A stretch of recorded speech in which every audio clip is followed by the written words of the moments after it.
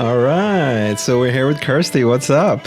Not much. I'm excited to be here. Yes. And I want you to tell me straight off the bat about your story. story of not pressing record on the audio or something like that. What was that about? Okay, well, first of all, it wasn't me. Okay. I used to be a presenter on a music channel, and I say channel loosely because it was in the days where the internet had like TV. You know, you would have like a web page and it would run like a TV page. Yes. So Okay. this was before YouTube because Right. I'm old. Right. And so I was a presenter for this music thing, and we used to get driven down to gigs. We would interview the bands. It was so much Cool. fun. Okay. And I did this really cool gig in Newcastle, and I interviewed the band and their supporting act. And it was the biggest thrill because this band had just had their song pulled for CSI Miami. So Okay. they were on a massive buzz. They were a young band. They were new to the scene. And Do we know this band? Gosh, do I remember the name of the band? Maybe. Let's hope they're not watching. Oh, gosh, I know. I don't remember the name, and they were so good. And I could remember It's a British band? how they look. Yeah. 90s Britpop? No, it was very indie, and it was like late 2000s. I want to say this was like maybe 2009, 10. But they had this supporting act, right? And this is where this story happened. She had just changed her name, and her name was Hattie something. She changed it to H.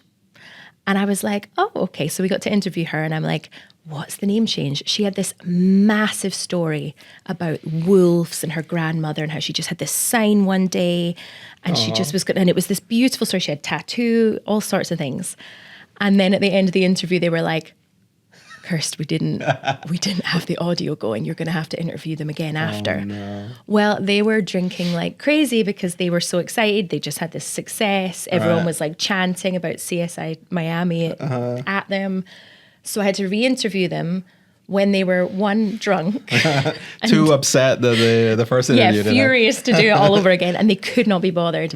And so when I got to her and I was like, "So tell us about this name change," and she went, "Yeah, I just wanted it shorter." And I was like, "Was there no other inspiration? I see you've got a tattoo," and she was just like, "No." She's like, I'm done. Yeah, and I was like, "Oh no, we've lost this whole segment." So I feel this very strongly. I'm like, yes, is it Is it going? recording? We see some red lights happening here. Yes. all good. That is a terrible situation to was go so through a sad. whole interview and not have the audio. Yeah. And she just went from like the most interesting person to like couldn't care, didn't want to be there. Her charisma was gone because she was like, I'm done. Let me go to the party. Because they were having this huge after party too. And it's crazy because I'm sure at the moment you were like, this is so good. This is an amazing interview. You're like, this is going to be amazing. And then to just not have it. Like Yeah. you cannot recreate that. No, and you It's- can't get the it's vibe gone. back. And I was like quite high on adrenaline when we started the interview because we had just been in a car accident on the way down. Okay. So like I did this interview like all hyped up and all excited to be there and relieved that we were all okay. And then I also was like, by the time she was just giving me non-answers, I was like, yeah, okay, let's wrap. Yeah. Like we're done. So this was in the UK. Yes. This was in England. Well, that gig was in England, yeah, Okay. Newcastle. But I'm Scotland, so most of it was up there. Okay. So, but you would travel to England for this. What was this? So what was the show? What were you doing? What was the... Well, thing? It's not as exciting as it sounds. It got pulled quite quickly because the two producers fell out. Like Okay. fully fell Like out. partners? And they wouldn't give each other like the rights to continue. Right. But it was fun while it lasted. I got to go to a good few gigs, and at one point a friend of mine was like co-interviewing with me, so me and him got to go to a couple of gigs together and then interview the bands. It was fun, but Yeah. I don't think it exists anywhere now, so So you what can't was track the- it down. What was the concept of the show?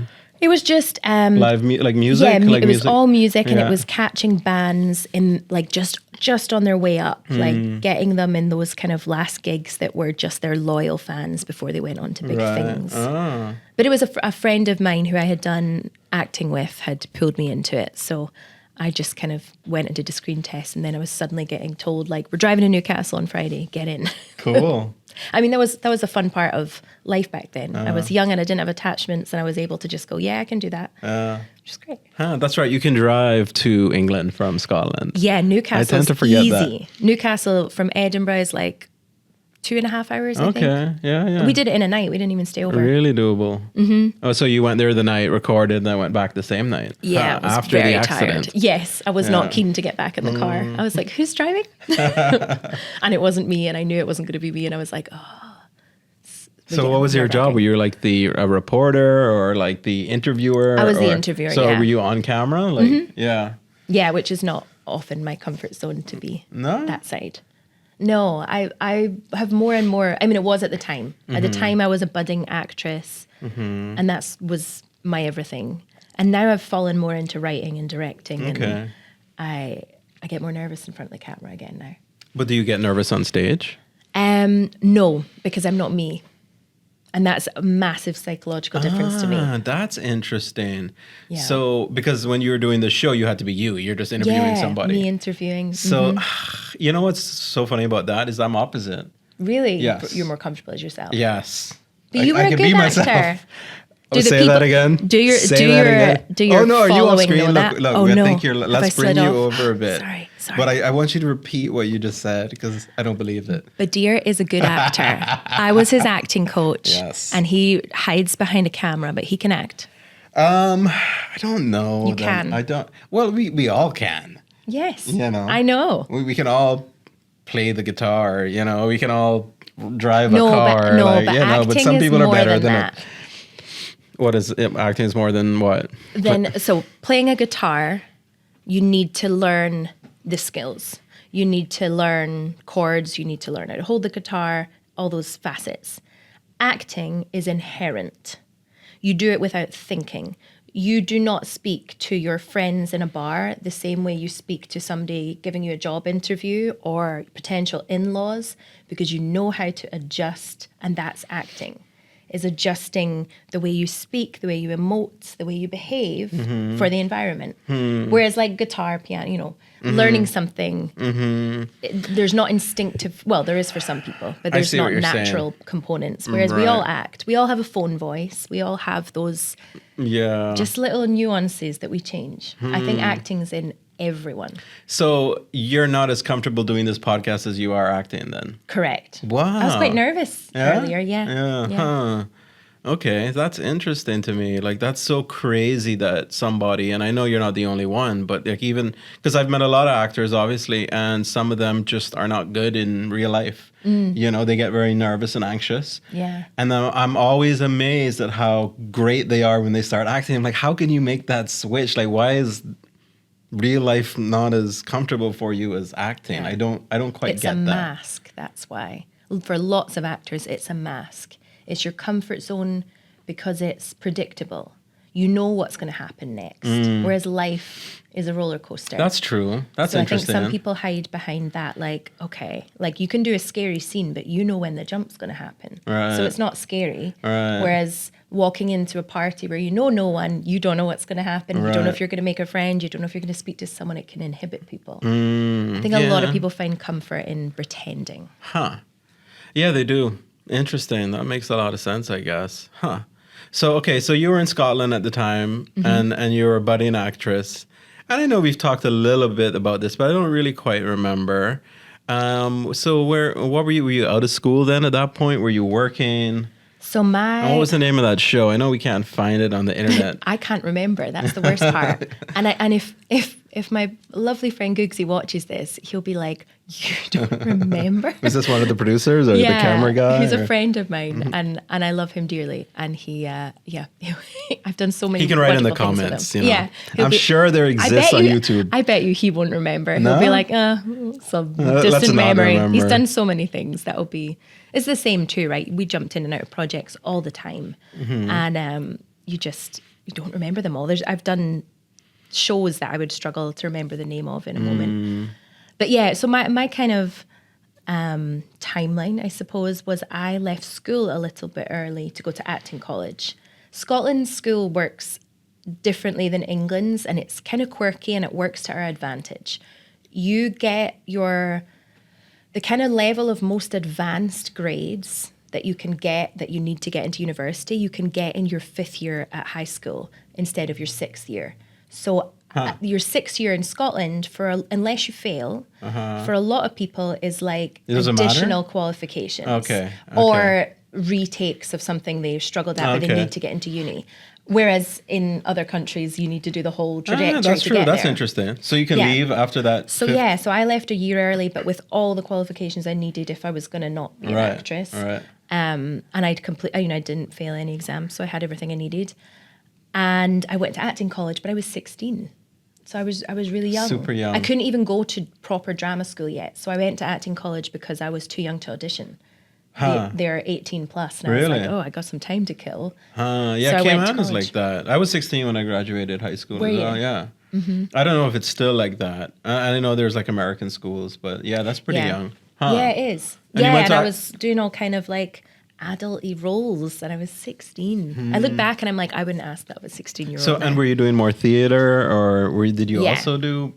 I did some film. Yeah, I did some film projects with other students because there was always students trying to get the acting college to engage for their film projects. You know how it is. Like if you study film, you've got to make $1 million to get through and to have ones to showcase. So I did some, but I was always theatre based and theatre focused, and that's where. And you're gonna hate me for saying this. I love film. No, that's I'm fine. a massive cinephile. But my heart as an actress is so theatre. Right. And I'm actually way more comfortable on stage. I can completely forget everything and just be in the moment as a character. And on film, I'm so hyper aware, and I find it hard to do it well because I'm just like, that camera's right in my face. And not only the camera, but the crew and the lighting. And it's like all there, and like all these people are like right there. It's so different from theatre because if you're doing like say like a kissing scene or something, those like intimidating ones. If you're on stage, everyone else is in the dark, and it's just you and that actor that you're aware of. Right. Whereas on film, you hear someone rustling right before you start. Someone literally shouts action. Yeah. You've also like probably started in the moments up to that, so you've not had the lead in. It's a lot more manufactured. Whereas on stage, you can just get into it, have the lead up, do it, and you're done. You know.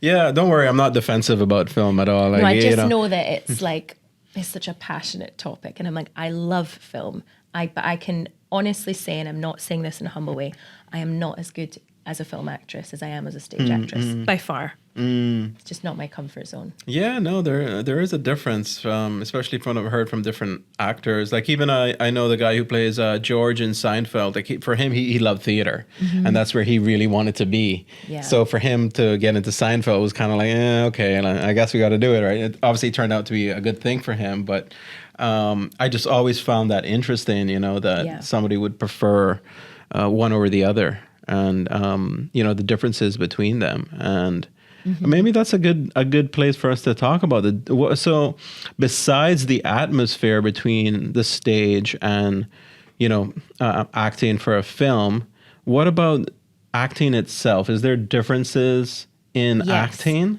I mean, I know there. I want to pick your brain a little bit. I would say the two fundamental things are, one, the timeline. Usually with a play, you live out that person's life in order. And in film, you know how it is. Like, if we need to do outdoor shots, we might do them all on the same day. Sure. So then you skip parts of the story and then come back to it. So then you've got to reconfigure where your character's at. Right. Yeah. Whereas on stage, you're normally just living it out moment to moment. Yeah. And you rehearse it that way too. Right. So there's a lot more naturalism to it. But then also would say, in terms of the technical side of acting, what I always teach people is acting is smaller for screen, because if you're performing on stage, you got to hit the person who's sat in the cheap seats way up here, and they've got to understand what you're feeling, not just from your voice, or you're doing a radio play, right? They've got to see it in your body. They've got to catch those gestures. Those micro expressions have to be bigger. Right. Whereas on film, if you've got a close up, you can see if somebody's eye twitches. So they don't need to do as much to convey. Right. But on film, those things are zoomed in on. Yeah. On stage, you've got to pull focus if you need it to be on you, right? Because if you think about like those big moments, if you're making a film with a murder and you want to lead the audience into knowing who to be suspicious of, you're going to zoom in on their face as they gulp or as they like look uncomfortable or whatever. On stage, they've got 8 actors. The audience doesn't know who to look at. So you've got to find a way to pull it, and it's got to be bigger. All right. So it's just, it's very different when you think about it. And it's hard when people want to, like, we used to just teach kind of stage, and then it would have to transfer to film. And now there's much more of a breakaway into, so you would either go to film school to learn film acting and then drama school to learn the rest. And now most of the drama schools have brought in film units because they're like, actually, this is more different than we kind of appreciated. And a lot of actors, that's where the money is more in film. So they need to do both to make it work. So they've got to have that skill. And it's for some people, it's instinctively transferable and easy in the same way that some people jump into acting having never studied it. And some people only get good because they've studied it. It just... Depends. Some people really need the tools. And some people, it's just fine. So in general, I know it's different. It's subjective person to person. Do you think it's easier to go from theater acting to film acting? Or is it easier to go from film acting to theater acting? I feel like I know the answer already if I had to give an answer. Do you? What would you think? I would say theater is harder, right? So I think it would be easier to go from theater to film. I think so, purely on voice. What do you mean by that? I think, like projection? Yes. If you're not trained in voice and you've only ever been in film where someone's going to hang a camera as close to you as they need it to be. Microphone right here. They struggle a lot to project. If you get put in a 400-person theatre and you're not mic'd, which is often the case in acting. Not so much, they're changing that too. Is that right? Slowly getting more and more mic'd up actors because they're filming a lot now, right? There's a lot of live screenings. Okay. So now there's a lot more need for it to have audio. Right. But previously, classical actors were trained in voice. It was a huge part of training. I was trained in voice, and I'm not that old. I am. It was 20 years ago. But you learned all those tools, and it was such an important part of it. Right. Whereas if you've only trained in film, you've never needed that, and suddenly you do, you're just going to damage your voice. Right. So I would say on the technical side, but I think they can transfer either way if you understand the differences. And some people, it's like I say, they can transfer it because it's easy to them and it's instinctive, and some people really need to learn. Yeah. Easy. I'm definitely the guy who has to learn. When we did those classes, I remember that was right before COVID. Do you remember that? Yeah. Yes, that's when I did the acting classes at the Playhouse. You were a flitter because you were very busy. So you would be like there for a week and then off for a couple, and I'm not going to make it. I've got something on that day, and then you'd be back again. Okay. I thought I made it every week, but I guess not. 100% didn't make it every week. But they didn't matter. They're made that way. Most people, especially with the lifestyle here, there's seasons of the year, particularly where it's busy in offices, and all my office workers are missing classes. Yeah. So they're made so that you can do that. Okay. You know what we watched the other night, and every time I watch this film, and I've watched it a bunch of times, I think about it is, and I'm sure you know the story, or maybe not, but maybe you do, Citizen Kane. And I'm sure you know, but a lot of the main actors were theater actors. And in that film was kind of their first time doing film. And even at the end of the film, they bring up a title that says, a lot of the actors, this is their first time on film, and they show all the theater actors. And I think ever since I watched that film, because I just love the acting, I just love that movie so much. Like it's such an intelligent film. And then 1941, by the way, almost 100 years ago. Did you do a scene from that in my class? No, the one I remember doing was Good Will Hunting, because we had to pick a monologue. Yeah. And it was the Robin Williams monologue. But maybe classic. Maybe I'm forgetting. It's been a while since we did that class. I did used to pull Citizen Kane scripts in. There's some really just brilliant scenes for like heightened drama. Like which ones? There is a scene, I forget the characters' names, and I might mix up scripts right now. There's a scene where he slaps. Does the man slaps one of the women, doesn't he? Is that Citizen Kane? Yeah, he does hit his second wife. Yeah. Yes. So that scene. Okay. Because the lead into it is just so gripping. Right. It is. I was trying to remember there because I'm imagining all the scripts at once, and I was like, that one is Citizen Kane, right? Yes. It's those moments where it's really heightened. If you can train an actor to jump into that, they can do anything. I remember her line after she gets hit is, "Don't say you're sorry." Yes, yes, that's the scene. Yeah. That was super cool. Orson Welles, I guess, is the name of the actor. Yeah, but what's the character? Charles Foster Kane. Charles. Yeah, Charles, that's his name. yes. And I can't remember his second wife now at this point, but I love that line, "Don't say you're sorry," right? There's some great lines. That whole era, that like golden Hollywood era. Yeah, man. Stuff they wrote, so good. Yeah, it really is. I don't feel like we're in a golden era right now. No.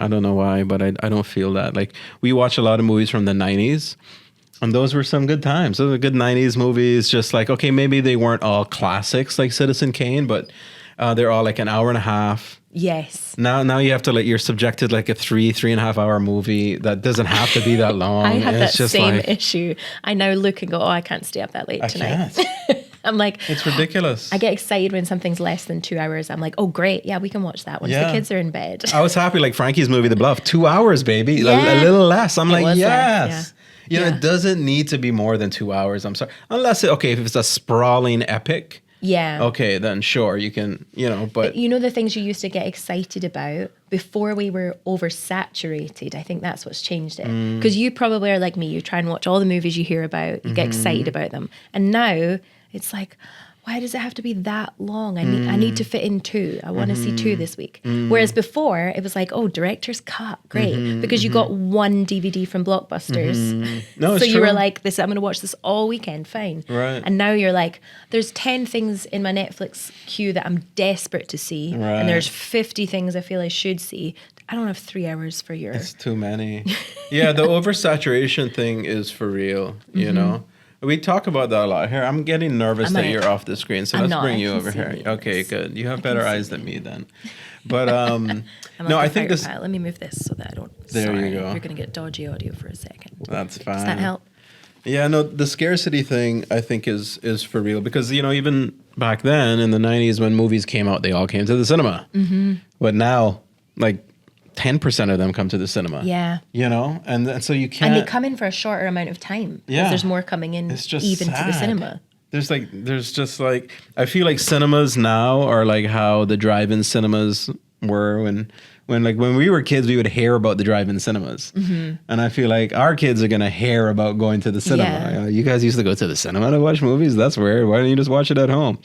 And because that's how you watch movies now, at home. I find it hard with the kids too. I've never taken, my eldest is now 4. I haven't taken her to the cinema yet because they show them, the kids movie club is a Saturday morning at 10 a.m. It's once a week. Mm-hmm. That's also when all the dance classes are, all the gymnastics classes. I'm like, we're not off at the time that we can do this. Right. So I never get to take her.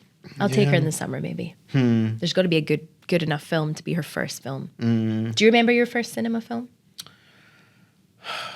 What was I remember, I don't remember what the first one is. I remember seeing, oh gosh, what was it? Maybe it was Dances with Wolves. Oh, wow. As weird as that is. Okay. But for some reason I could remember that. And then I remember The Little Mermaid. Cute. I don't know how old I was then. I probably wasn't that young, but I remember going to see The Little Mermaid, being happy about that. But no, I don't know actually what was my first. Yeah. What was yours? I think it was The Lion King. Or at least that's the first one I remember. And it was Christmas Eve. And the cinema used to be in this big outdoor shopping place. You guys would call it like a strip mall. And my brother apparently was crying the whole way there because he thought my mum was taking us shopping. He was going, I don't want to go. And she was like, that's not what we're doing. And like the whole time he could see it all, he was just like, no. And then we went to see The Lion King and, of course, scarred for life because it's beautiful and terrifying. Right. So many of the 90s Disney movies are like that. So good. You're like, they're brilliant. I loved them. I am worried that they caused me They scarred you damage. a little bit. Yeah. I'm like, I keep going to watch them with my eldest, and I'm like, you're maybe not ready to see Scar fall and be in a stampede. Yeah. But I was at that age. Yeah. Oh, it was maybe a little bit older for The Lion King because I think it was. I'm going to show my age right now. I think it was like 94. When I'm an King came out? 88 baby, so I was at least 6. I'm way older than you, man. Huh. No, you're not, are you? I'm way older. I'm 79. Are you? Didn't know that. I mean, Yeah. that's a nice thing. I thought you were younger. Oh, okay. I'll take it. But no, I remember and the songs in The Little Mermaid is still so good. They are all so That was my old audition song. Yeah. Part of Your World. That got me some good little I could roles. totally hear you singing that. I used to imitate it was the problem. Was I would always get told like sing in your own voice. You're just doing an impression. But I right. didn't know how not to because that's how I learned to sing was copying Disney princesses. Right. And it's the most common thing that gets said to me now. What? Like that I sound like a Disney princess, which sounds really sweet and flattering. But because it was like the thing I got told off for when I studied musical theatre, Right. it's just like, I'm trying to sound like me. It happened to me recently. I did one of have you been to the underground sessions yet? No, but I keep seeing them. Oh, I you have keep to come. seeing it. They're Yeah. so good. Remind me what this is again. Well, so first of all, shout out to Kyle Matrix. Okay. Who Mikhail does all kinds of cool stuff on Island. And Yeah, he's about to be in the Heights too. But he What does that does mean, this. In the Heights? It's the musical coming Okay. up. The summer musical. Ah, And PR in the Playhouse. I don't even work for them anymore. Okay, no, that's The good. summer musical. He at the tried out Playhouse. for a film that we did the other day too. Did he? He's really good. He is good. Very Trained good. by me at points. Okay, Very good. Recommend him. He's great. All right, so he's kind of the point person. Yeah, so he's running this once a month. It's like an open mic. It's called Underground Sessions. yes. And it used to be in a music venue, but I think they closed. So it's now at the Playhouse. And it is full open mic. They have a featured artist each time. Okay. So last week it was Benil Miller. It's the first Wednesday of the month. I know Okay. all the details. No, tell us, please. I should work in PR. Yes, 7 till 10. You know how it is with Cayman. Like Cayman is small, but like, and then these things happen, and they're always disappointed that people don't show up, and then people are like, I didn't even know about it," and they're like, "How did you not know about Yeah. it?" So yeah, Well, tell this us. is a beautiful, beautiful thing. So it's really grown too. I've been going the last few months, although I missed the last one. And they have a featured artist every time who comes and does like a bit of a set, and everything around that is open mic. You can tell them in advance, or you can show up with your guitar and see if you feel like doing it. You know, Sure. and some people sing, some people. There was actually a really beautiful moment last month where a man came with his son who was an alumni of Lighthouse School, and he talked to us about how he had struggled verbally, and he wasn't fully able to converse in the way that he might have otherwise. And he'd learned Martin Luther King's "I Had a Dream." Okay. He did the whole speech, Really? word for word, I was crying. Wow. And I was not alone in that. It was so moving, and he was so passionate. It was Beautiful. brilliant. Yeah. But for someone who's struggled, to learn language, to verbalize throughout his life, Right. to be able to learn something and deliver it to a room full of people with that passion, it was incredible. Wow. So it's not all just singing. Right. And some people get up and do poetry. They have the Floetry group. Someone always comes to Okay. represent them. Right, It's right. just brilliant. It's really, really brilliant. But I can't remember why I got onto this. Oh, yeah. So I sung. So MK had said to me, will you come and do something? Like, I'm trying to get a bit more variety, like maybe a monologue or like a song from something, like a different genre, like theatre style. And I was like, all right, I'll do a musical theatre song. So I did a song from Hamilton. And the guy that came up after me was like, wow, she's like a Disney princess. And I was like, You're like, man, I didn't even do Disney. And obviously to him, he was trying to compliment, but it's just like, it's my thing now. I'm like, I used to get told off so much for it in singing lessons. They'd be like, no, sing it in your voice. You're just copying the character. And I'm like, I am an actor. I don't know how not to copy the character. But yeah. Interesting. So the Disney princess world was my 90s child vibe. Yeah, that makes sense. You do have that vibe. And it's a compliment for crying out loud. I know your I know it's actor meant to coaches be. I are know like, it's no, meant to you be. know.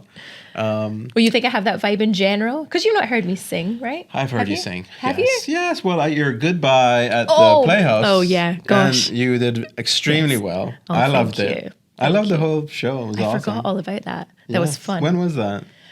Oh, June last year. June last year. So, okay, 2025. Okay. Yeah. Yeah, and it you was sang it. nonsense. It was sketches and Taskmaster challenges. Do you remember that? Oh, what was that one again? I don't know. So if you haven't seen the show, it wouldn't have stuck with you as to being Taskmaster. It was when I got the two groups up on stage and I gave them a live challenge. So at one point they had to, did they have to do something with toilet paper? I feel like somebody got wrapped in toilet paper. They did. And another one, they had to reenact a famous historical event.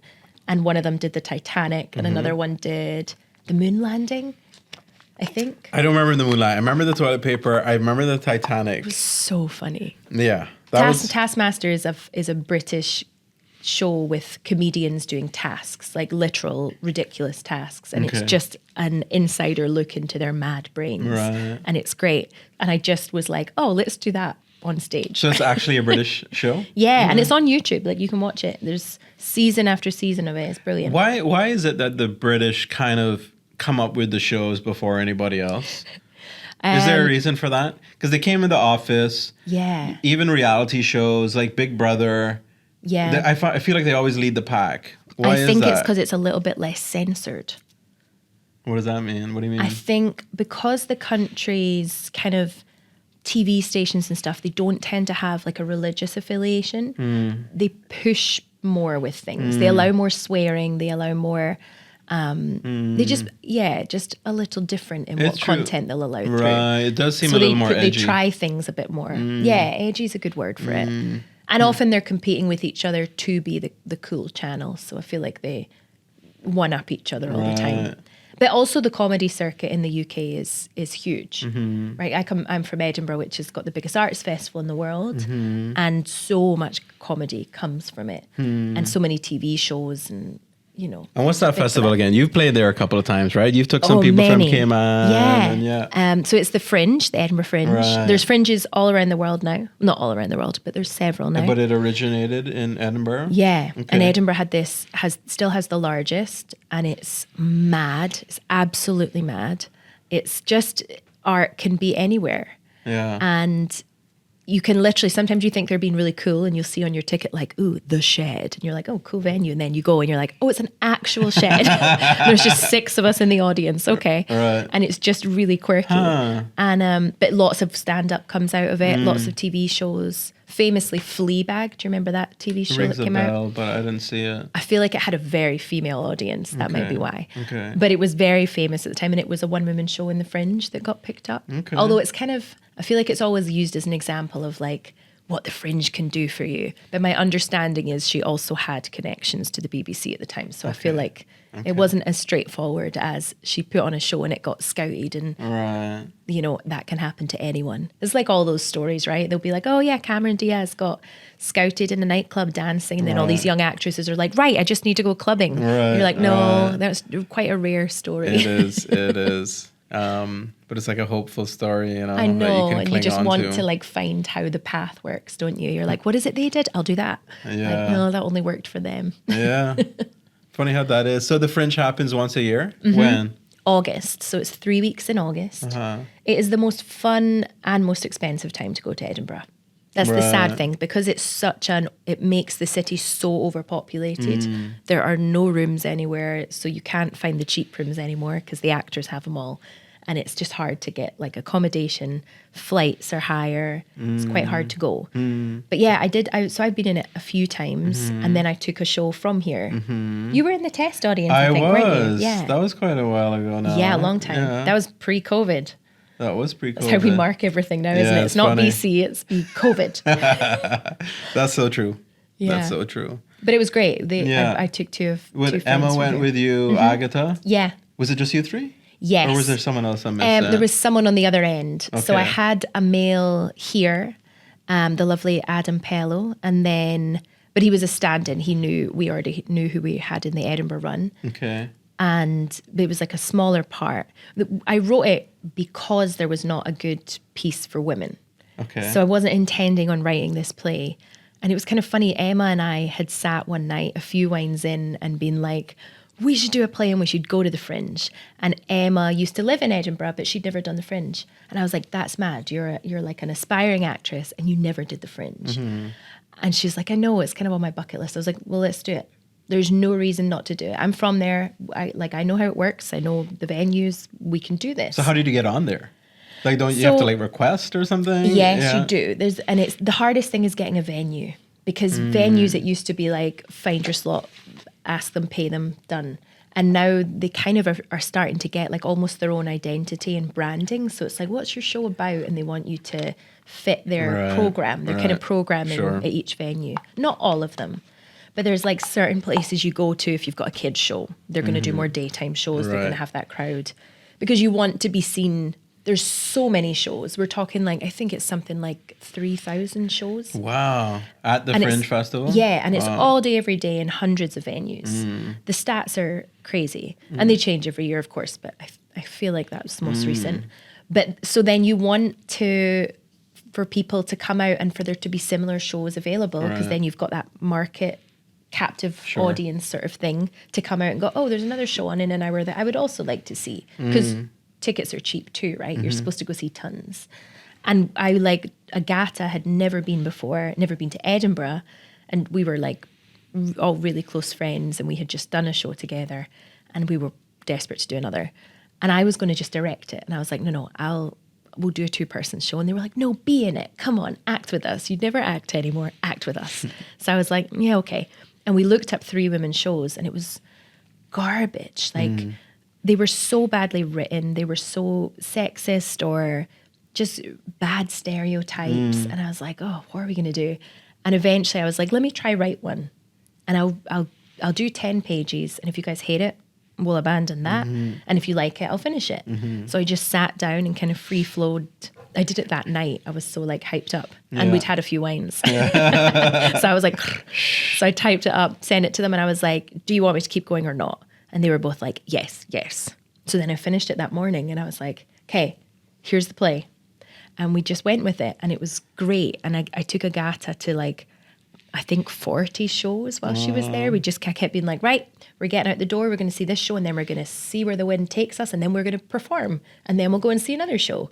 And we just like spent our whole days immersed, and it was super magic. Yeah. Did anybody else from Cayman go, or is it just you 3? Just us 3. Yeah. I actually always wanted to take a group from the Playhouse. I wanted to take my teenagers. I was desperate, but I was on my own on wanting to do that. I'd be like, hey, what about if we did this? And everyone was like, no, you're being too ambitious. But I mean, I would still like to do that at some point. It's such a great experience, and I think Cayman would do really well in terms of being represented there. Like, I'd love to do a piece that had Caymanian dialect, and like, because that's a big part of it, is showcasing culture and bringing different pieces from around the world. So I almost feel like I don't really want to commit to saying like I took a piece from Cayman, because it was, not a Caymanian piece. It was written by me. It was done by 3 expats. Like, so I feel like that mission's still there. Yeah, it should be there. Take a Caymanian piece. It should be there. And it doesn't need to be me either. If anybody out there wants to go do it, come to me for advice. I'll tell you how it works. So what is Caymanians in theater? What is Caymanians in theater? I don't think that's my Can actual. you English today? But those 2 things. Yeah, you Caymanians in theater. And I know like the Harquail is the Harquail, and maybe we can start there. What's the difference between the Harquail Theater and the Prospect Playhouse? They're missions, really. But I will caveat that by saying I think the more theatre can come together here, the better. And I think Cassandra, who's heading up the theatre in the Harquail at the moment, is doing an amazing job of bringing theatre together, bringing community together. I said that to her recently. They did Agnes of God, the play. Right. And they had a opening night that they invited industry people to, and they included me. And I was like, thank you. Because this whole time I've like been elbowing my way into everything, going, come on, I want to be part of this. We can all do this together. And everything felt really standoffish and segregated at one point. And it didn't come from most of the people. Because like when it was Henry Matu, I chatted with him. I put my kids in Red Sky at night. I I put my own shows on there. Like I was very much like, when you come from the Fringe world, right, you all support each other. A beautiful thing they do in the Fringe is your venue gives you a performer's pass, and if there's ever seats in any other show at your venue, you get to go in. Cool. Because you support each other. Right. You're not there to go, oh, you've got a show on at the same time as us, we're in competition. No, Right. people will come back tomorrow and see that one. Right. So I'm very big on like, we all have to support each other, Yeah. encourage each other, and be resources for each other. And I think Cassandra is doing an amazing job of that. And Ashley Crowe and Ben Tatum and John Michael and all the people in that team just now Right. are doing a great job. But the fundamental difference is the Harquail is underneath the umbrella of Cayman National Cultural Foundation. Their mission is cultural. And they want to have Caribbean theatre, if not Caymanian, and create that culture there to provide a home for that. And then they're bringing in other things, right? It's K-Fest just now. So they've got like the Jamaican National Dance Companies coming. They've got all sorts of fun stuff that is very Caribbean focused. And Cayman Drama Society is a bit more flexible. Their mission isn't to do with what they put on, it's to do with putting on. It's to Right. provide entertainment. So it doesn't need to have an underpinning in any which way. It doesn't need to have messages, doesn't need to be political or cultural. It just needs to be Produce available. something, right. Yeah, entertain. And it can be anything. They put on comedies, musicals, serious plays. There's a thriller on just now. And it's just a case of, what do people want? What have people suggested? If a director comes along and proposes a play, they'll look at it. And whereas CNCF has to fit more around what they Sure. want to be accessible to our audiences. Right. That makes sense. So that's kind of their big difference. But Right. really, they're two passionate theatres who want you to come and enjoy what they show you at the core. So, and then what's the relation between the Cayman Drama Society and the Prospect Playhouse? Because I feel like those things are interchangeable, because like sometimes you're like, oh yeah, at the Drama Society they're having, or at the Prospect Playhouse, and I never know what I'm actually supposed to be saying. Is it the Drama Yeah. Society, or is it the Prospect Playhouse, or is the Prospect Well- Playhouse just the venue and then the Drama Society is the organization? Correct. And I'm sorry so for that not is knowing. it. No, that is it. So the Okay. Playhouse is the building, and it's run by the Cayman Drama Society. Okay, which is a not-for-profit, Yes. and so is that privately funded? So it's a mixture of things. Yes, it gets a lot of sponsorship, which keeps it going, and then it puts into itself. So because it's volunteer run, the ticket sales funnel right back in, right? They also benefit from, like, they had a government support previously with the land. So and then the theatre building itself was built from the volunteers. Okay. So there's no like rent and stuff for them. It's all taken care of at this Okay. point. So yeah, it's sponsors and it's ticket sales and events coming back into itself and kind of repeating the cycle. When did that Playhouse get built? The Playhouse was built in the 90s. So before you got here? Oh, yeah. And then rebuilt after Ivan. It was. Is that right? Yeah, Okay. torn. Like at least the roof was off. I don't know how. I used to have pictures in my office. Were you here before Ivan? No, You no. came after Ivan then? Yeah. Okay. Yeah, I've been. This is year 10 for me. Only year 10? Yeah. So I only just became a permanent resident last year. Congrats. I know. I feel so like Oh. it's such a privilege. I'm so pleased. Huh. And so pleased because, once your babies are born somewhere, you feel a little bit more connected than ever before. I mean, I always felt very much like Cayman became home after a few years. I wasn't like an immediate, Right. like I always spent the first few years thinking I was just here temporarily because I was Right. like, oh, I've left my acting career for this. So Right, and I I'm wanted to going ask back. you about that. Yeah. Like what made you come to Cayman, and especially as an actor and an aspiring actor, like aspiring actors don't come to Cayman, really. Correct. Yes, I was leaving an industry behind, really. This is a really cheesy answer. Love, my husband. Tim brought me here. Right. And was he already here at the time? Yeah, so you knew him from before a I little knew bit, him. right? Yeah, I knew him from Ultimate Frisbee, I think is when we met. Yeah. I don't really remember what year, but I do Yeah. remember him knowing Tim before I knew you. Yeah. Yeah. So he was here for a few years, and my brother lived here. And I don't think I know your brother. No, Okay. no, he wasn't a Frisbee player. And he's gone now. He lives elsewhere now. But he basically moved as soon as I arrived. He was like, nope, we're not doing the little sister thing. I was like, Steve, stay. No, he had already planned to, but it did happen swiftly. When I said, I've picked my flights, he was like, I'm leaving. So my brother lived here and I met Tim through him, which I know is the ultimate faux pas. He was literally my brother's best friend. Is that right? Yeah, which turned out to be really sweet. My brother was best man at our wedding. Okay, that's sweet. It was very cute. But yeah, Tim moved to Edinburgh for me to start with. I said, like at first it was like, this isn't going to happen. I don't want a long distance relationship. So it's been nice to meet you. Wait. So you visited your brother. Is that what happened? Met Tim. Met Tim. All right. He kissed me on Valentine's Day, cheese ball. Way to go, Tim. and then you went back to Scotland. Is that right? I went back and I left kind of saying, so that's that. Like, it was nice to meet you. They will not continue.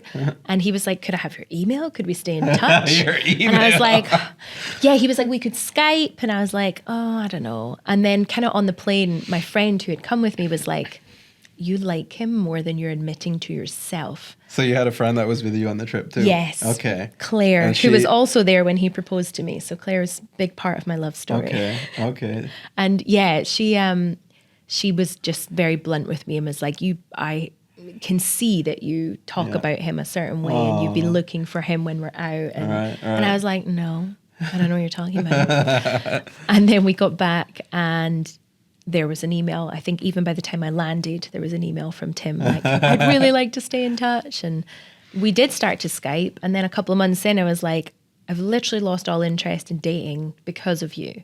Like, so I guess let's try figure something out, like at least to see each other again and see if there's something there. So then I visited that summer and I came to visit Tim for a month, I think. Okay. I ran an acting school at the time, so I could take time off. I just had to line up some other teachers to cover me and go. So I took the summer and I came to visit and I loved being here. And he took me to Jamaica. So he said, oh, I feel really bad. You're flying all this way. And I'm just like, not contributing. I'm just waiting on you to get delivered to my door. Right. And he was like, can I take you on a side trip? There's lots of other beautiful islands round about. Like, we could go somewhere. I was like, sure, yeah. So we basically did like all of our first dating in Negril in Jamaica. Nice. And it was magic. Yeah. And if you ever get to go, it was to that area. We went to Tensing Pen. And it's just the most romantic. We got married there in the end. So we actually brought friends and family and got married in the exact place that it all started. Right. So yeah, but I'm telling the longer version now, sorry. No, that's fine. I love it. Eventually Tim came to Edinburgh. Okay. And I said, I can't give up my career for you. Like, I have an acting agent. I was touring. I was doing stuff. I was like, I'm not leaving everything for you. Mm-hmm. So he came to Edinburgh. Mm-hmm. And he was... Well, he found a job there? Or his same company. They had offices in Edinburgh. Okay, and he perfect. Managed... Oh, actually, he'd moved company. He went back to his old company. So, it wasn't hard for him to find work. And I knew that wasn't going to be two-way. I wasn't going to be able to... I thought I wasn't going to be able to find work here. And then I had him for 2 years in Edinburgh. Okay. And he was not... He loved Scotland. He loved the city. He loved the people. Mm-hmm. He cannot handle the winters. And not just like, oh, it's cold and wet, but like, I think he's definitely someone that's affected by seasonal affective disorder. He was just not himself in the winter. And I felt really bad. Like, I felt like I was holding him hostage. I was like, oh, he doesn't like it here. And we went to a friend's wedding in London, and all of his Cayman buddies were there. It was people that had gone back to London from Cayman. And he just saw they'd all flown over, and he was so himself again. Right. And I remember sitting on the train on the way back, and I thought, oh God, I've got to at least try. Yeah. Like, if I want things to work out with this man, I need to try where he wants to live and see. Right. And I emailed on the train. I found the Drama Society's website, and I emailed. Is that right? And on was the like, train? Yeah, literally train back from London going, okay, what can I do? He fell asleep. And I was like, what can I do to make this happen? Mm-hmm. And they were really helpful. They said, nope, there's no such. I said, is there any? I don't see any youth theatres or acting skills. And they were like, no, there isn't. We would have liked to start something like that, but it's just not been possible. And I was like, why? Can I make it possible? I'm delivering myself to your doorstep. So I kind of pitched a job to them at first. And then, of course, they had to see if anybody here wanted to do it instead. So it was weird. Like I was creating a job that maybe I wasn't going to get to do, but it was worth a try. Sure. But of course, like you say, people, don't tend to go and get that qualification and want to be in that industry and then come somewhere that doesn't have enough of it for that to be your job full time. Right. So especially then, I feel like a lot's changed in the last 10 years, but that there wasn't acting classes on the island. There wasn't anything like that. So yeah, we created that at the Playhouse, which was fun. I was their first employee. Mm-hmm. Is that right? Wow. Yeah, and created their drama department and helped them with a lot of their shows, and the job kind of evolved as time went. But Sherry Ebanks was the reason I ended up getting to come here. Okay. And she was so kind. She kept emailing me other jobs that she would see. She would be like, what about this? This is a kind of a drama teacher thing. And I was like, that's not what I'm qualified to do, but thank you. And then eventually I didn't think it was going to happen. And I came to visit my brother. Tim and I came out just for a vacation. And I contacted the Drama Society just to say, listen, I really want to thank you for all the job, everything you've done. It doesn't seem like it's going to work out, but I would like to do a workshop for you while I'm here just to say thanks. Like I'm happy to just come volunteer and see what you're all about and come to your theatre. Because every time I'd visited, there was nothing on. So I'd never got to go there. And it just sold out so quickly. They kind of ended up going back to their board and being like, this is something that the island seems to want. So maybe we can try and make this work. And it did work. So that, it was a long journey. But I always said to Tim, I said, I'll give up one thing. I will either give up teaching or I will give up acting for you. I will not give up both. I have to be doing one or one of the two, or I don't see the point. Sure. So I'm quite happy when I'm teaching or writing or directing, but I can't be doing nothing artistically. Then I'm just like, I shrivel up. Yeah, you shrivel. I know that feeling. Huh. Yeah. So Tim is American, right? Or am I making that up? No, you're right. He's from Pittsburgh. Where? Pittsburgh. Huh. Interesting. I know he doesn't have the accent very strongly. Is there a Pittsburgh accent? Yes. Okay. Yes. Okay. And when I hear it, I'm like, how come you don't sound like that? But he kind of lives the outskirts. Okay. So he's not got like the city accent. Yeah. So when did you start?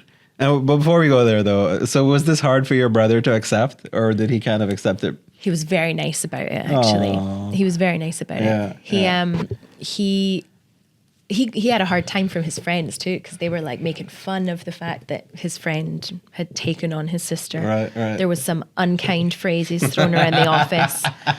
I'll not repeat them for you, but he was very nice about it, and he did the speech at our wedding, so very accepting. Nice. And it's nice, he's the uncle to his best friend's kids, so that's nice. Cool. Although I feel like their friendships changed slightly now that my brother lives far away and Tim lives with me. Sure. He's definitely not the closest friend anymore, but that would have happened anyway. So what year was that when you started? And do I say you started at the Cayman Drama Society, or do I say you started at the Prospect Playhouse? I mean, both. My workplace was the Prospect Playhouse, but my employer was the Drama Society. It was 2016. That was when I moved here. Yeah. Wow. And I wasn't sure if we were going to stay here. I kind of came like, I guess this will be fun for as long as we can make it last. But my job was temporary to start with. So I at first I was on a 6-month permit. I didn't know if I would get to be there beyond that. And it was very much if this works out, if it's popular, if the classes sell. Sure. It was like, oh, okay. It's all on me. So it was quite a difficult start. And also there was like a hurricane threat within my first 2 weeks. And I was like, oh my gosh, this is terrifying. Oh, yeah. Never been somewhere that had, natural disasters were possible on a regular basis. So 2016, I wonder which one that was. it was one that completely skirted us in the end. But it was the first time I'd even had to think about an app on my phone that would be like, yo, hurricane's coming. And I was like, oh my God. I remember going to Cost You Less and trying to get a hurricane kit, and I couldn't afford one yet. And I was just like, this is crazy. For me, there's something about that hurricane flag. The red flag with the black dot, the black square. I don't know what it is about that flag, but there's just something about seeing that flag in the air that just scares me. The visual. Yeah. Yeah. Yeah. Well, I'm glad you stuck with it, Thank you. those first few years. I'm glad too. It's been a gift. Yeah, and I was fortunate enough to, do some acting classes there. And Which he was very good at. thank you for being kind. But I'm not just being kind. You were good. you know what's funny though is that I think there was a switch flipped this year or in the last year, because we were doing some auditions. I had to play like some of the roles, and I can't even explain what it was. I'm not even saying I became good, But you did it properly. But I felt like the switch got flipped somehow in some way. I didn't feel as awkward. And then when I looked back at the auditions, I was like, okay, there's something there, So I'm, what was it? Maybe, Was it something you'd written? Do you write? Actually, or it you was. direct other people? So Does you that make a understood difference? it. Yeah. Because you got it. It was your character. You knew who they were. Yeah, I find it easier to act stuff I've written. Is that right? Maybe that's what it was then. So it wasn't like It's something still that... It's still a talent. It's still, you don't take that away from yourself. That doesn't Okay. mean you weren't good. It just means you know why you had that access. Right. You understood it more. But that's enlightening, because then if I do ever want to act, which I don't think I really want to, if I ever do want to act, you need to do the background. I need to do the background, a lot more of the background. Yeah. A lot of people do. You need to, because acting is empathy, right? You can't empathize something you don't understand. Yeah. So you've got to really dig in until you feel it, until you get them. But that does make a difference. I feel the same with line learning. I always say to people, when you get stuck on a line and there's one that just doesn't sink in, it's usually because you don't like the writing. Right. Because you don't think that's fitting, or it's not the way you would say it. Right. So it doesn't sink in your brain that same way. Right. But that doesn't happen when it's something you've written, because Right. you're like, I understand. this is exactly So how what's it's meant to be. what's your advice to that person at that point? Is it change the line, or is it dig deeper into the character and understand? Dig deeper. Yeah. You're not usually able to change the line, right? Unless you're working with the writer, in which case, sure, you can suggest, Right. this feels jarring, maybe. Right. Maybe my interpretation is different, whatever. But usually you're not, so you just gotta. So, and then Find it. when you're at the okay, so like in theater, you're performing, or any of the actors are performing. Is it a faux pas to change the lines? Yes. And actually, usually it's a legality. So Is that copyright right? is very strict on, like, you don't change the lines without prior permission. If it happens by accident, obviously there's an understanding of Sure. like you blanked and you made something up. Sure. And then we got back on track. But yeah, you can't deliberately, because then it's not someone's work. I always used to try and explain that, because people Yeah. would be like, oh, let's just change this. And I was like, The thing is, like, if you take a Picasso and then you put a biro and write something on, you've no longer got a Picasso. That's not their work. Right, and it's the right. same. This is the script. This is how it's written. This is what you've asked for the permission to perform. You change it. But they're still putting their name on it. You can't decide that that's their work. So yeah, you're supposed to get prior permission for line changes. That makes And it's sense. quite strict, and they quite often say no. Right. Right. That makes sense, actually. Yeah. Just from a legal perspective, that makes a lot of sense. That's why it's nice to do film, though, because often the filmmakers are either the writers or directors Right. or part of that process and Right. have that ability to say, yeah, let's change that. Yeah, My right. favorite film I ever worked on, they were letting us ad lib. Yeah. And they were like, here's the script-ish. Say it how you want to say it. Right, right. And I was like, oh, fun. Yeah. And I was playing quite a dark part, so I had a lot of fun with it. Cool. Yeah, I think in my experience, generally with the shorter films that we've done here, it's kind of like, change it up a little bit. Yeah. It's fine. But then it's your work, so you still have that ability to go, that didn't work, don't do that again. Let's Right. retake that. Whereas when it's a play, you've usually purchased someone else's work. Right. You got to honor it. You got to do what they've written. That's the whole like other side of like creation, is the copyright and the ownership and understanding that and respecting that and accepting that. I feel like that's something that creatives struggle with sometimes, I think. Yeah. I struggle even as a writer. When you get those emails where they go, let me change these lines, it's like you have to get over the fact that your instinct is insult. You're Right. like, what was wrong with the way I wrote it? And they're like, well, something was, because a whole room of people has rehearsed this and agreed that they would like it different. Right. I spoke to Trevor about that not Yeah. so long ago, Trevor Murphy. Yeah. I once wrote a script and sent it to him, and he gave a bunch of notes, and I was like, How rude. This is the story. This is the script. These are the characters. Yeah. You either want it or you don't. Yeah. And he was, and I said to him recently, like, I was way too precious. He was like, no, you were not the first. But I was like, no, I want to apologize. Like, I definitely was in my infancy in writing and saw any feedback as like me being wrong. And I was like, how dare you offend my work? And now I'm like, oh yeah, what do you think? What is it about that? Yeah, let's change it. Yeah. But I was like, just those are, it's one of the biggest learning curves, I think, as a writer, is it's not a matter of right or wrong. It's a matter of interpretation. And if somebody's going to do it in a way that this doesn't serve, be flexible with it, because your instinct to go, no, I wrote it this way for a reason, may no longer matter. If they're going to shoot it in a way that's not how you envisioned it, then sometimes the lines have to change. Or like I had a play a couple of years ago, went on in the UK, and they have a really short turnaround time and a really short rehearsal process, but also it's part of a lunchtime theatre thing, and it has to fit in a certain amount of time. So they have to cut lines. Once they start rehearsing it, they're like, oh, this takes longer than we thought it would, right? We need to cut lines from this scene to shorten it because it's got to fit in this lunch break. And I got the email, and it says, are you ready to kill a few darlings? And at that point, I had got over myself, and I was like, yes, what do you need from me? Cool. Which ones do you need to go? Which do you need to be tightened? What do you need me to change? What's not working? Like, I get it now. Especially when the lines get cut or changed, and then you're like, actually, that's better. Yeah. Then you become a little more open to it. You're like, maybe I'm not seeing everything, something you didn't quite see before. And you're like, wow, this is actually stronger. Yeah, I'm glad that we changed it.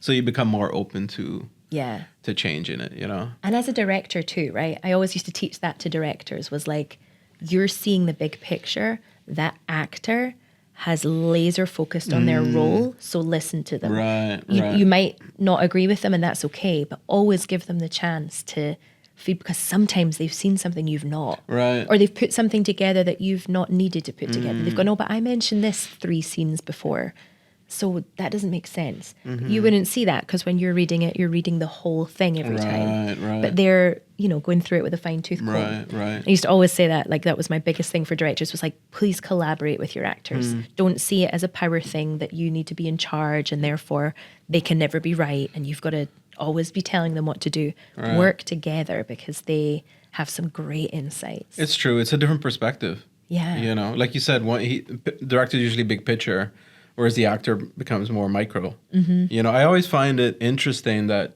sometimes the actors just, they don't even see the big picture. Yeah. Not in a bad way, not in the sense that they should, but maybe they don't even need to. Like this is where they are in this moment, in this line, in the scene. They don't know why we're filming this first, like why we're here and not filming the beginning of the movie first. But,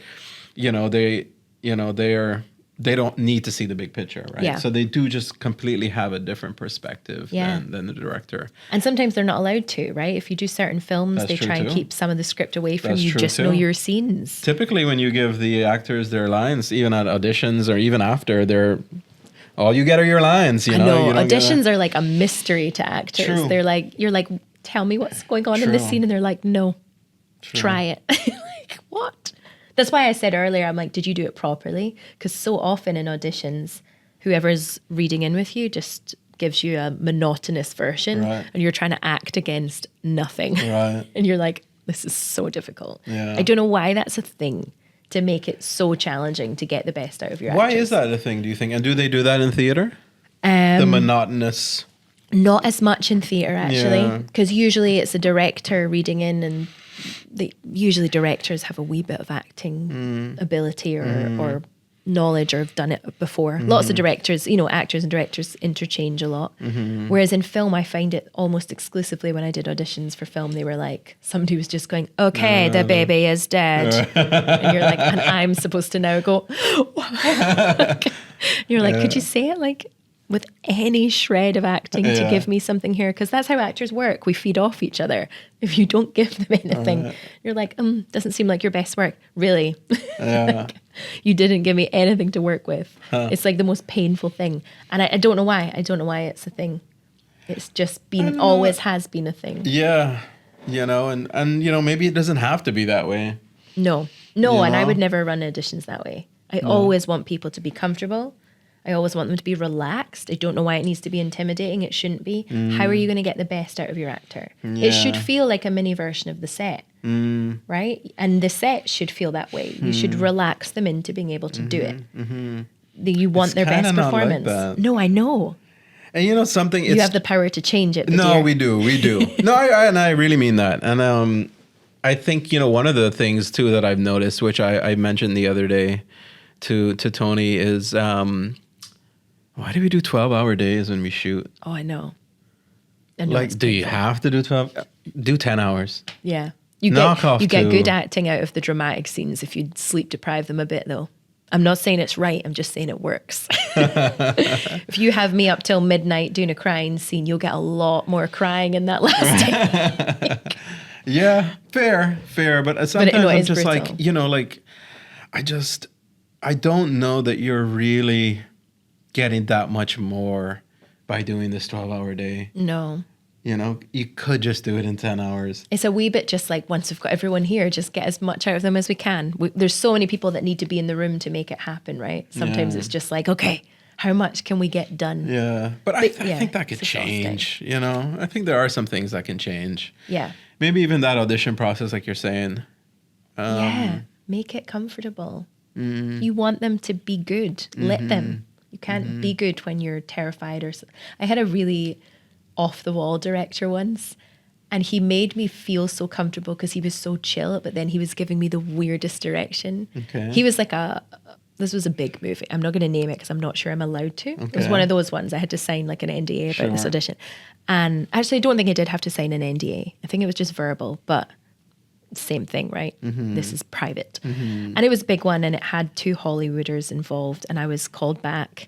And in the callback, he just was saying the most bizarre things. Like, he was like, okay, your eyes are sad, your face is smiling, go. And I was like, what? And you're like trying your best. And it went really well. It was great. It was a bit of a funny story, but I ended up, they wanted to cast me in the film, and then they rewrote it, and the part they wanted me for got written out. They had overcomplicated it by a lot. So it was it was a Shakespeare. Okay. And it was, you know, Shakespeare's already complicated. They had added a subplot, and then they took the subplot back out, and I was the subplot. Oh my goodness. Which was fine. I found out all at the same time. It's not like I thought I was doing this and then it got pulled from me. Okay. But it was a really nice audition process, and it was fun, and it was so exciting. But the weirdest, he would like stand me up on a chair and say these strange things like, your eyes are sad, your face is smiling, go. And I was like, okay, yeah. But you were willing to try and do it because he was so chill. And at the end, he just looked at me for a little while and then went, namaste. And that was the end of the audition. And I was like, okay. Okay, weirdo. Goodbye. But he was just like, he wanted you to enjoy yourself. He got you to talk about yourself a bunch first. He was like, okay, what's the favorite job you've ever had? Like, that doesn't tell him whether or not I'm a good actress. True. He just was like, we need to know each other. We're going to do an intimate process together. And directors never do that, really. Yeah. It's never quite like that in the auditions. No. It's just like in, and out, they usually don't have time either. You're like, yeah. You know, it was really cool. There's no, getting to know you process in the auditions. It is pretty intimidating for the actors. Yeah. Yeah.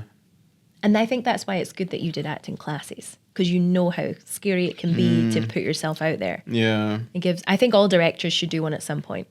For sure. Just know what you're asking of the actors and you'll appreciate it a bit more. Sure. Know that if you say to them, okay, we're going to do this scene, you ready? And they go, can I just have a minute? They're not being a pain. Right. They're trying to find it. Right. They're trying to get in an emotion that you're asking them to access like that after lunch. Yeah.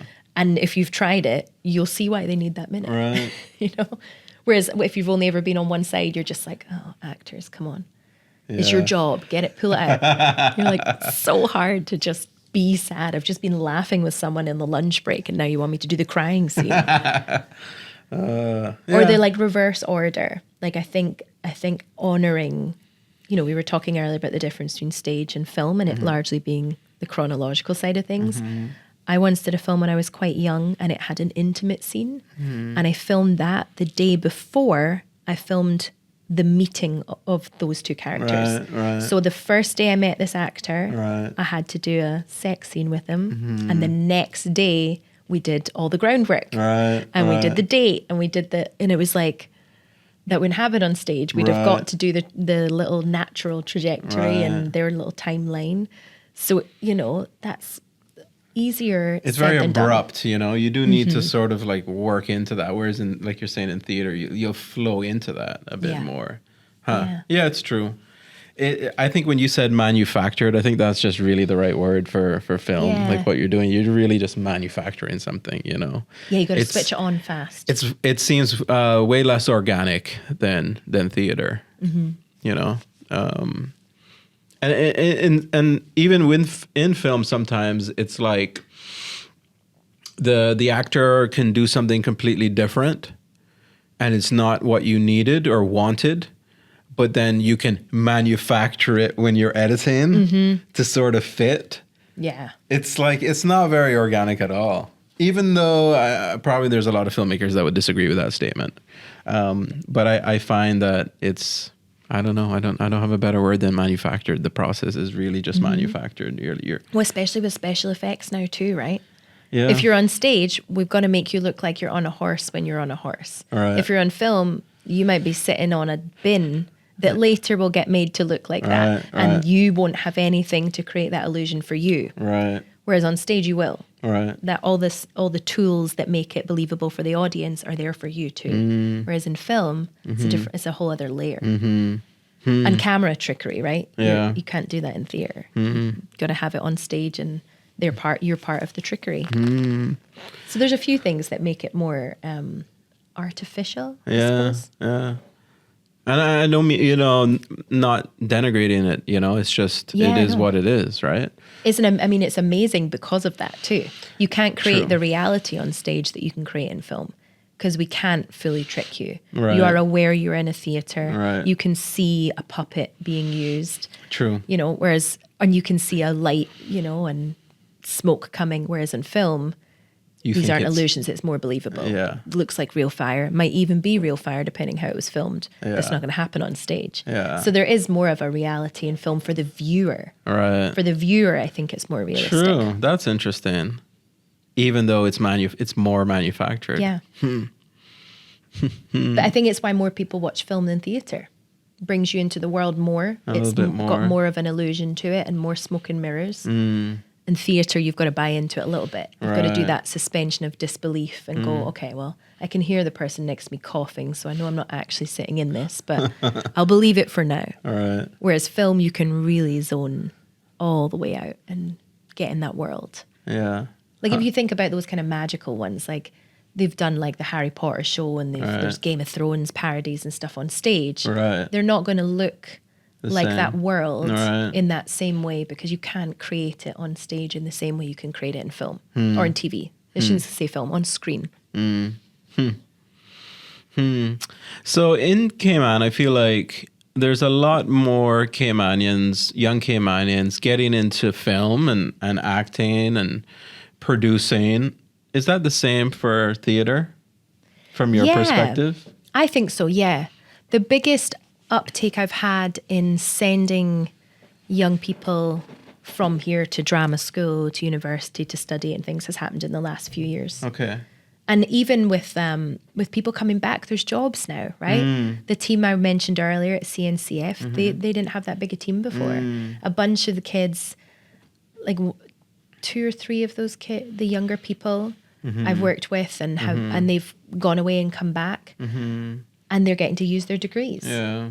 Which before was like, oh, I don't know what you're going to do with this True. if you want to come home at True. the end of it, and it probably isn't going to be full time. Right. But now, yeah, you can come contribute at the theatre and you can still be on stage and things, but you can come be part of creating it and programming it and directing it and stage managing and all these, other facets. And so that you can use a theatre degree more than you could. So what have you been doing since, and what's next? Well, It hasn't been a year, so it hasn't been a year I know yet. it feels like 10.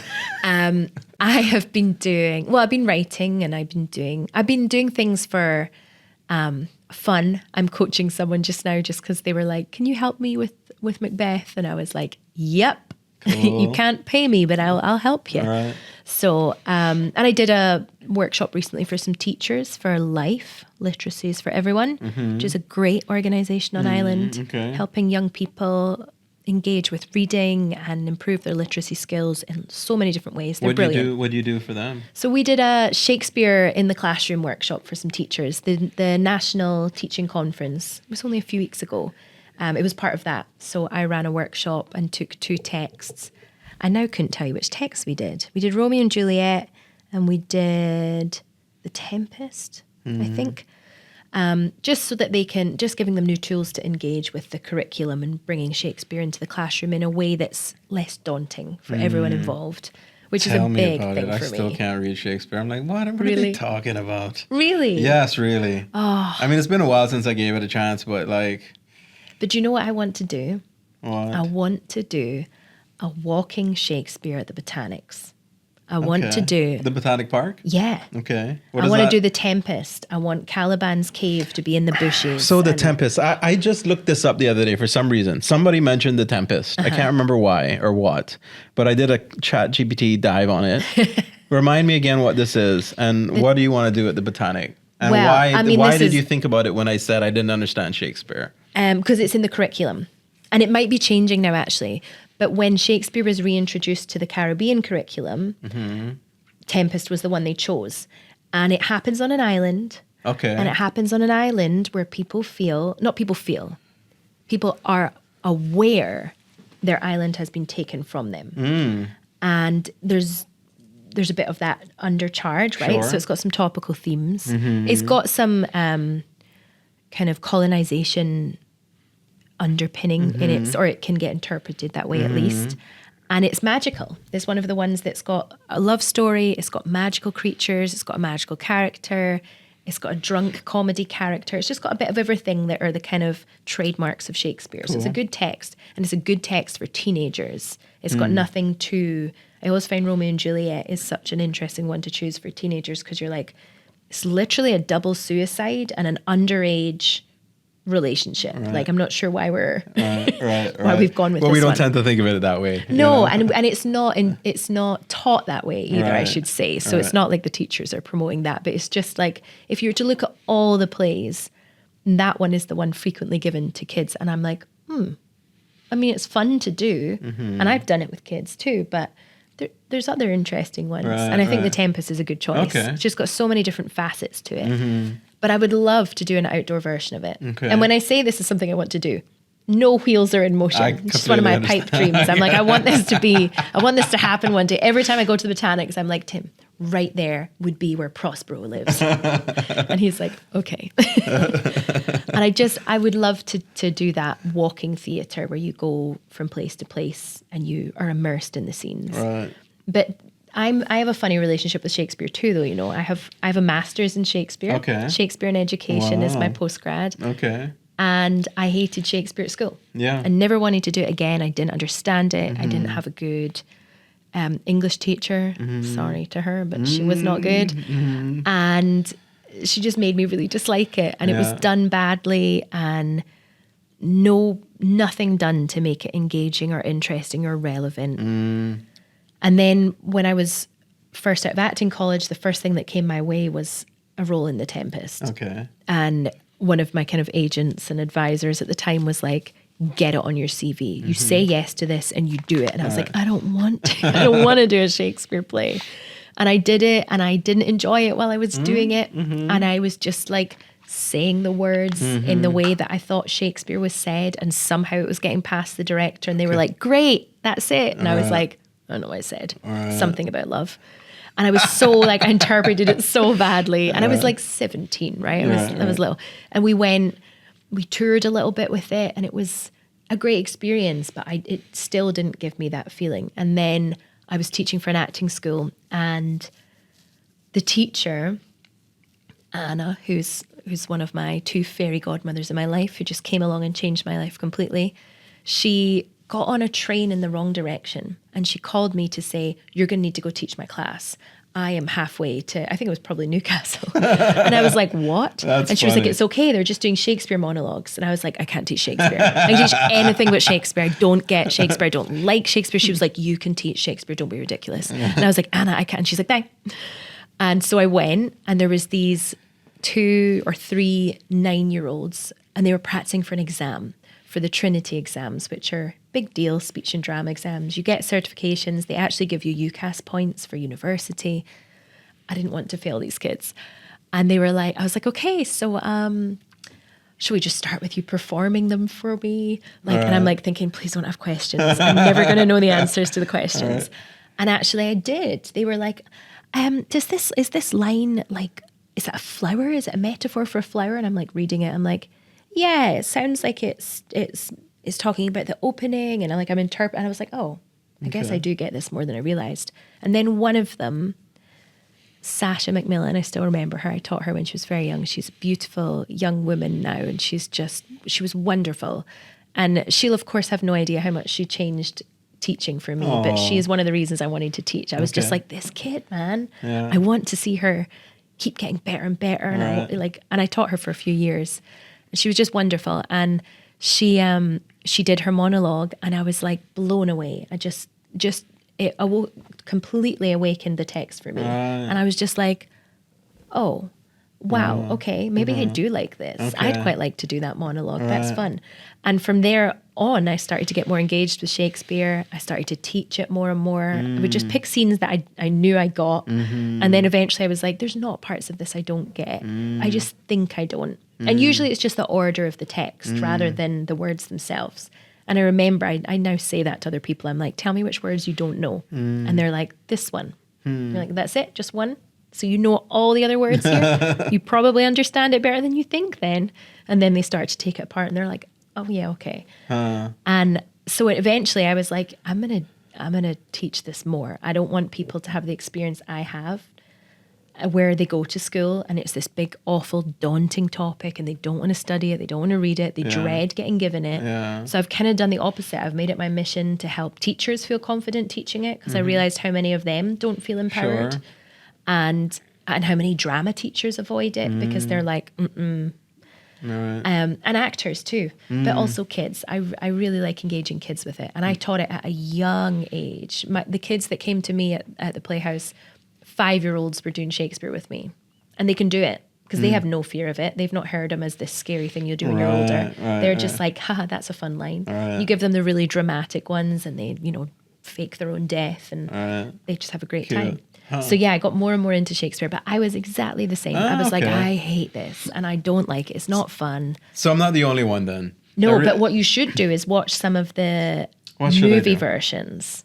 There is a Japanese Macbeth that, as a movie lover, you just appreciate how. Right? I'm going to send you a link, Claire. It's so good, and it so plays on the power between Lady Macbeth and Macbeth, and they have them like not making eye contact at times and all these things that we wouldn't do in British film because it would feel too much, but there's some cultural elements that allow for this very different style. Really iconic piece of film too. It's just one of those ones that, like, if you study film, at a certain point this will come up in one of the seminars, and it's interesting. I think it could engage you in. Send it to me. I probably just need that thing that clicks. Yeah, the key. That moment where I'm like, oh, okay, I get it, Because we did it in high school. We read Macbeth, Romeo and Juliet. But I don't even know why I looked up The Tempest the other day, but somebody brought that up for some reason and it intrigued me. There was some character in it. I can't remember. Maybe it was Prospero. I don't know what it was, but maybe I'll pick that up. Is that a long one? No. The Tempest? Nope, it's one of the shorter ones. Okay, good. Maybe. You don't want to pick up Hamlet. That's the longest. Okay, I don't want to pick up Hamlet. Macbeth's short, and The Tempest is shorter. There's some really good versions of theatre versions as well, and some really good film versions. But it's more engaging than you would think. I think if you find the right film version, as a film lover and as a filmmaker, you'll appreciate the cinematography, you'll appreciate the style, and maybe that'll be your key. Okay, Shakespeare, I'm coming for you. Okay? It's worth it. Yeah. It stood the test of time for this long for a reason. Right. And if I can like it, honestly, anyone can. Okay, good. I have a project ahead of me. Yes. Maybe The Tempest. I'll start and then the film, one of these films. Maybe the Japanese version of Macbeth. Yeah. I like that. I think you would really like it. I think you would find it cool on a film side. I do remember the friends, Romans, countrymen, lend me your ears. Yes. I don't remember it. It was high school days, but we had to learn that whole speech. And I come to bury Caesar, not to praise him. The evil that men do lives after them. The good is oft interred with their bones. So let it be with Caesar. It's funny how you can, when you memorize things, you can really just always remember them. That's crazy. Yeah, I feel like I have about 15 monologues that are just going to be in my head when forever. I'm 90. Yeah. Huh. So we're going to wrap up soon, but what's your... Okay, you did some stuff with Life. I mean, so are you just kind of volunteering yourself out? Do you have like a larger project that you'd like to yes, to get at? Yes. So so I will be doing theatre again, and I will be doing corporate training again. Ooh. So I've done corporate training for a long time. What does that look like? Corporate training from a theatre perspective? Yeah. Okay. So there's a lot of crossover, right? When you learn public speaking and presentation skills, a lot of it is posture, voice, how you use your voice and picking up your habits. It's directing, really. And so I've coached that in offices. I've done it here in the past. But I'm going to make that a big part of my focus. Okay. Because I just find it such an underused skill. And so many people that talk about sitting through boring meetings and bad speakers, and I'm like, it does not need to be this way. We all can use our voice well. But I'm in my waiting period just now. So I have PR and I'm waiting on my variation before I can do the work. So it might be a few months. So for now, if anybody's sitting going, hey, that would be good for me, then you're just going to have to find me on LinkedIn because I can't do anything else yet. Right. Okay. So, which is fine. And so you'll just sort of have like your sort of own private company or like a sole trader kind of vibe or? No, I'll be working for what will be an upcoming theatre company. Okay. With Emma. Cool. Yeah. Okay. Yes. All right. So, but yeah, everything's sort of in that limbo period just now while we're kind of half set up, but can't do it yet. Sure. But that's good to know that's out there in the future. Yes. That another sort of like creative company. Yes. And if I get the permissions to do all the things I want to do, then it will have a massive theatre component to it. So there's a lot I want to launch.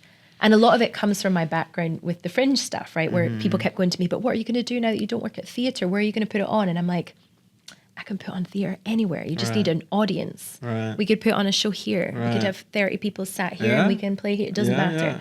So it's not about the scale. It's about the engagement. I don't mind if we're like, and things like the Botanics. Like if they'll allow me one day, I'll put that on.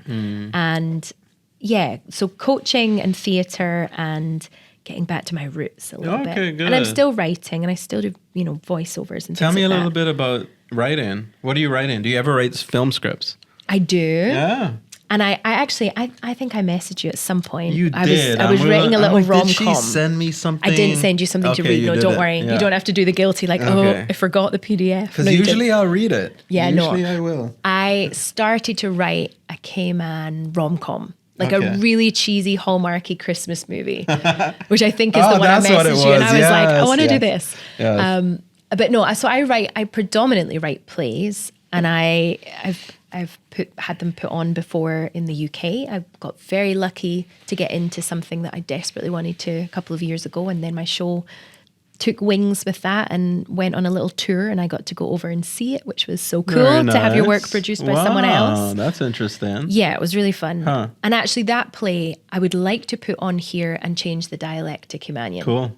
Because it was very Scottish. But it was just a silly comedy. It was the premise of it was it was called Bread and Breakfast, and it was a guy at this like rundown B&B in the Highlands of Scotland chokes on bread at his breakfast, dies at the table, and the owner is like, right, we need to cover this up. We are one bad TripAdvisor review from being shut down. We cannot have a dead body on the premises. And they try to get rid of his body, and it's really, really silly. And a police officer comes along, but actually he's trying to rob the place, and he's posed as a police officer, but they think he's there for the dead body. Very like farcical nonsense. But I think it would be so fun. with Caymanian dialect, think because so. I've done it on one half of my world, and I'm like, it would be so funny if we change, because it had lots of very Scottish words and very Scottish moments and jokes that were specific, like plays on words. But you know, I can relocate that. So I would like to do that here as well, because it's just fun, just silly fun, and it's a short play. It's like 50 minutes long. So 50? yeah. Wow, that's pretty So long. it's like a nice, but not for plays. Yeah, it's not, but... Yeah, but so it was fun, and that kind of grew its own legs, which was great. But yeah, I've written. That sounds great. I've written a lot. I like to write. I like to sit and just come up with things. I don't necessarily do things with them. A lot of the time, I'm like, just keep that on the back burner. Sure. Emma and I keep wanting to write a Batabanu script.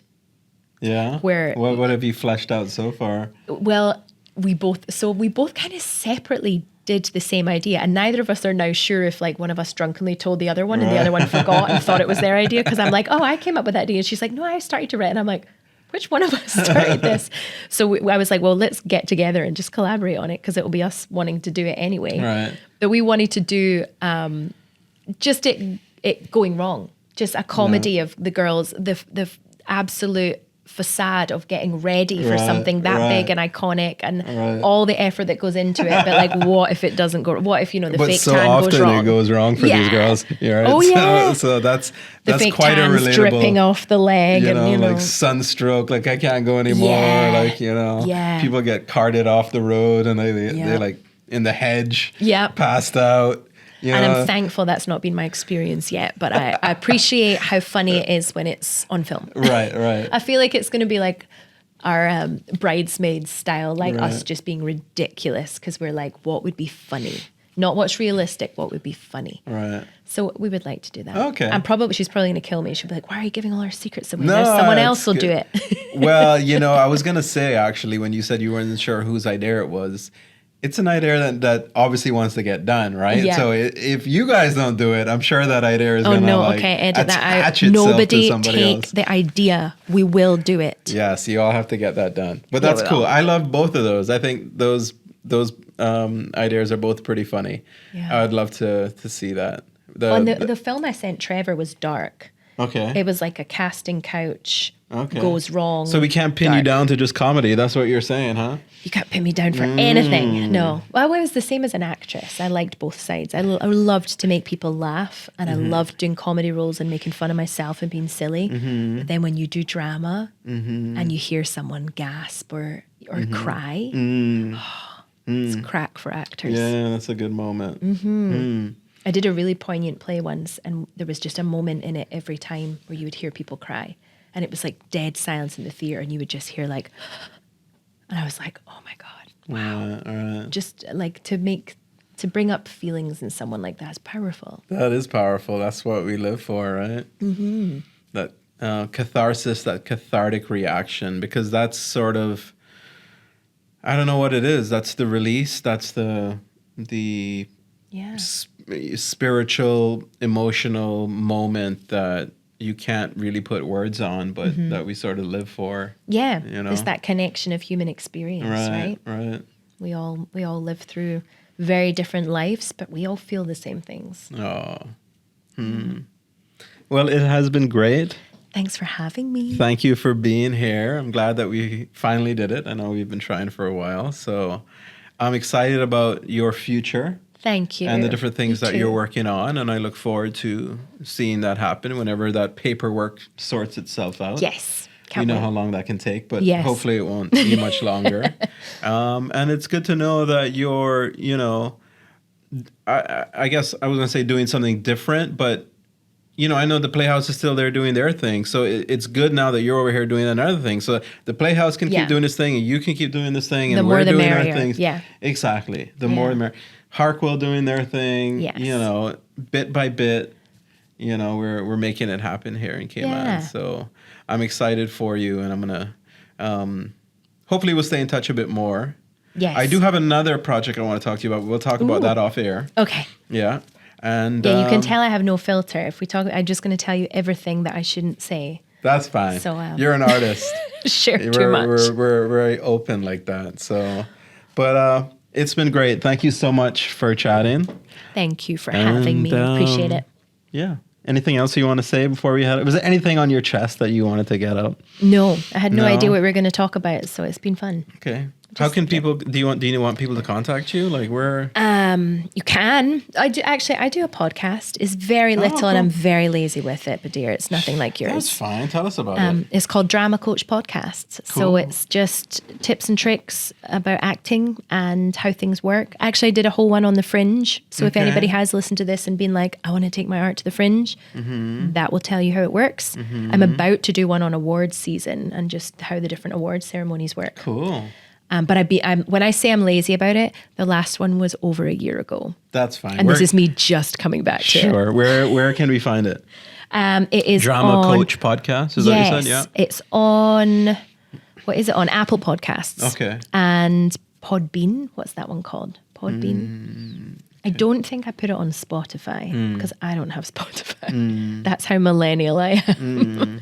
I just put this one on Spotify. It's not that difficult. I know. I just haven't done it because I'm like, I don't use that. Yeah. But yeah, I mean, honestly, I think the only way to get me professionally at the moment is LinkedIn.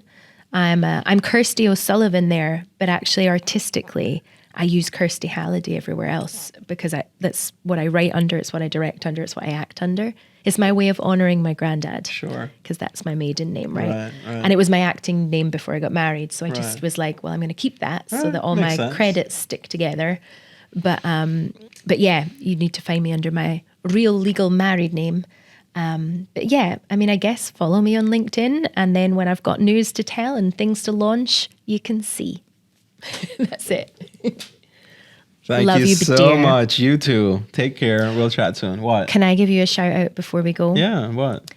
Listen, in an industry that is so often pressure for the performers, the actors, the talent, whatever you want to call them, your intro to your guests, which is just the kindest thing, and I'm just going to big you up here, is literally the nicest, least pressure way to invite someone. Aww. It is like, if you don't like any bits, we can edit them out. If you decide this is something you've completely changed your mind on and will not publish it, there's no pressure.